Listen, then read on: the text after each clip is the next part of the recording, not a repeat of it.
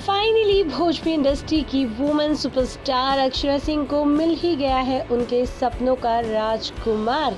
जी हाँ दोस्तों, आप बिल्कुल सही सुन रहे हैं। भोजपुरी की टॉप एक्ट्रेस की लिस्ट में शुमार अक्षरा सिंह किसी भी पहचान की मोहताज नहीं है। उन्होंने अपने शानदार अभिनय और डांस से फैंस का दिल जीत ही लिया है। वहीं भोजपुरी इंडस्ट्री में उनके हर अंदाज को पसंद किया जाता है। बता दें, एक्सप्रेशन क्वीन के नाम से मशहूर अक्षरा सिंह ने अपने चाहने वालों के लिए सोशल मीडिया पर खूब अट्रैक्टिव वीडियोस और फोटो शेयर की हैं।